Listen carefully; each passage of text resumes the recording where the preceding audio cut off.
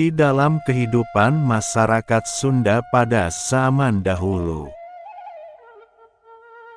Sebutan kata sang, serta kata hyang, merupakan sesuatu hal yang sudah biasa didengar. Akan tetapi sekarang, kedua kata tersebut terkadang selalu dikaitkan dengan salah satu ajaran kepercayaan saudara kita yang ada di Nusantara saat ini.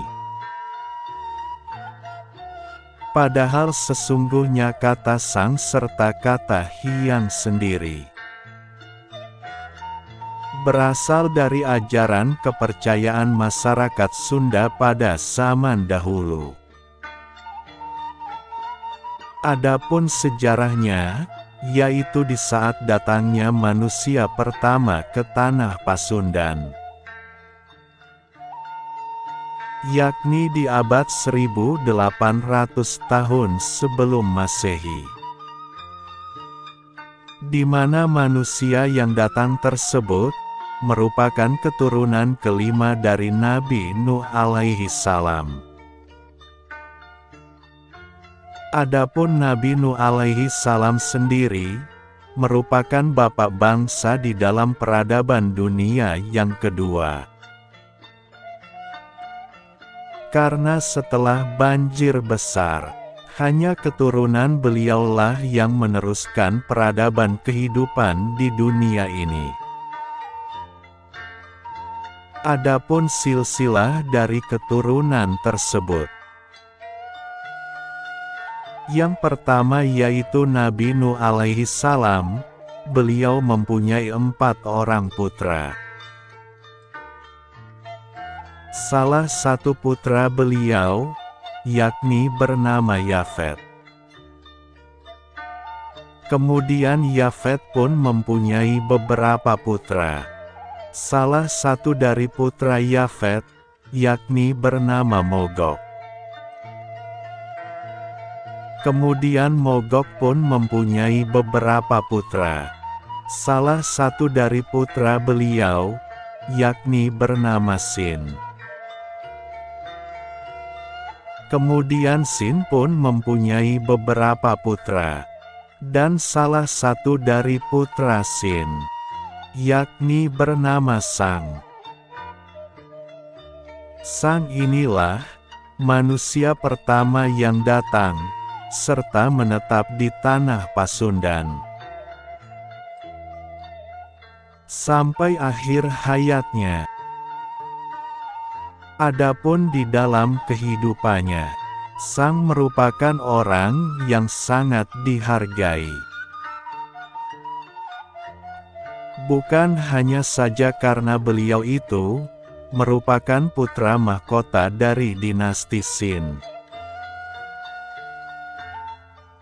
yaitu dinasti besar yang berkuasa di daratan Asia Timur pada saat itu. Akan tetapi beliau pun merupakan guru dari segala guru. Dan beliaulah yang mengajarkan tentang pengetahuan-pengetahuan kepada para pengikut serta keturunannya. Baik itu mengajarkan pengetahuan di saat menjalani kehidupan di alam dunia ini, ataupun mengajarkan pengetahuan setelah hidup di dunia ini, yaitu pengenalan kepada Tuhan. Adapun ajaran Sang tentang pengenalan kepada Tuhan tersebut dinamakan dengan sebutan ajaran Sagulung. Artinya bersatu,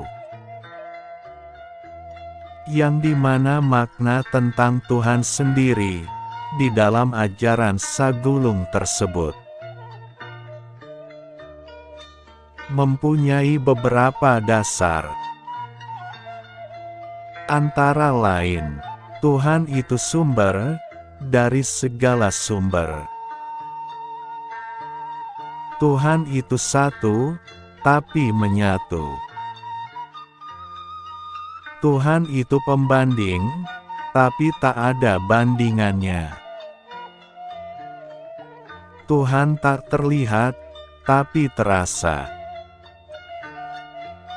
Tuhan itu bersuara, tapi tak teraba. Tuhan itu diam, tapi mengatur segalanya. Tuhan itu awal, tapi juga akhir. Tuhan itu pencipta, tapi tak meminta. Tuhan itu baik, tapi tak berbalik. Tuhan itu adil, tapi Sang Pengadil. Dan masih banyak lagi makna-makna tentang Tuhan di ajaran Sunda pada zaman dahulu. Maka atas dasar keyakinan itulah, nama Tuhan pun disandangkan oleh Sang dengan sebutan Hyang, yang bermakna sesuatu yang agung namun tak terlihat. Itulah sejarah asal dari kata Hyang,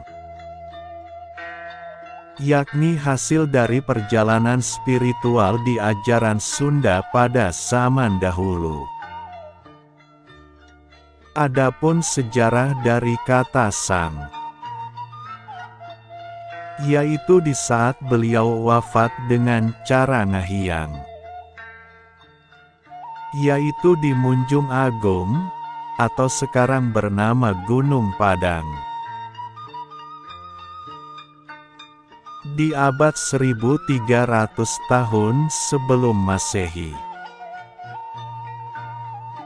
atau 500 tahun usia hidup beliau. Adapun lamanya usia hidup manusia pada zaman dahulu merupakan hal yang biasa. Bahkan usia Nabi Nuh alaihi salam hampir mencapai 650 tahun. Setelah wafatnya Sang, para pengikut serta keturunan beliau senantiasa memaknai segala sesuatu yang sifatnya baik, suci, dan agung. Selalu disandangkan dengan sebutan Sang. Itu semua untuk mengenang akan kebesaran, serta keagungan beliau. Yang pada akhirnya nama Sang sendiri menjadi kata sandang untuk sesuatu yang sifatnya baik, suci, ataupun agung. Contohnya sebutan penghargaan kepada bendera merah putih, yakni selalu disandangkan dengan kata Sang. Sebutannya menjadi Sang Saka Merah Putih. Atau pula kepada manusia yang mempunyai kelebihan tertentu. Contohnya dengan sebutan Sang Petualang, Sang Penguasa, ataupun Sang Penakluk. Jadi sejarah Sang, yaitu berasal dari nama manusia, kemudian berubah menjadi kata sandang. Dengan berjalannya waktu, kata Sang selalu dipadukan dengan kata Hyang. Karena menurut kepercayaan masyarakat Sunda pada zaman dahulu, mereka meyakini bahwa Sang itu merupakan utusan dari Hyang untuk kebaikan penduduk Sunda pada waktu itu. Dengan besarnya keyakinan tersebut, kata Sang sendiri senantiasa disatukan dengan kata Hyang, yakni menjadi Sang Hyang. Begitu pula setelah kepergian Sang masyarakat Sunda pada waktu itu. Di saat hendak berdoa, atau meminta sesuatu kepada Tuhan, maka nama Sang yang akan menjadi pelantaranya. Karena menurut mereka, Sang itu selalu bersama dengan Hyang, atau dengan Tuhan. Di zaman inilah, terciptanya tata cara penyampaian doa manusia kepada Tuhan melalui sarana orang suci yang sudah wafat. Ajaran itu pun dinamakan dengan sebutan ajaran Kaharingan, yang bermakna ajaran kehidupan, karena kata dasar dari Kaharingan, yaitu nyaring atau haring, yang artinya hidup. Jadi arti dari ajaran Kaharingan yaitu ajaran kehidupan. Adapun ajaran Kaharingan pada saat ini dinamakan dengan sebutan ajaran Karuhun. Begitu pula di saat berdoa kepada Tuhan di ajaran Kaharingan, selalu menyebutkan nama Sang di awal doa permintaan tersebut, yaitu Sang Nu Herang, Hyang Nu Menang, yang artinya Sang yang Maha Suci dan Tuhan yang Maha Kuasa. Dan akhirnya bahasa itu pun menjadi pakem atau pedoman akan sebuah keyakinan kepada Sang, dan juga kepada Hyang. Sampai saat ini sebagian masyarakat Sunda yang menganut ajaran Karuhun masih menggunakan gaya pakem tersebut. Hanya saja kata-katanya sudah berubah, yakni Ka Gusti Nu Maha Suci, Ka Allah Nu Maha Kawasa, yang artinya kepada pemimpin yang suci, serta kepada Tuhan yang Maha Kuasa. Meskipun berubah kata-katanya, akan tetapi maknanya tetaplah sama. Bahkan di ajaran kejawen pada zaman dahulu, pakem atau pedoman tersebut selalu dipakai pula di saat berdoa, yaitu menggunakan bahasa Jawa. Sang sing ono, Hyang sing teko, yang artinya Sang selalu ada, maka Tuhan pun selalu datang. Itulah sekilas perjalanan tentang sejarah dari kata Sang dan juga dari kata Hyang. Menurut ajaran Sunda wiwitan,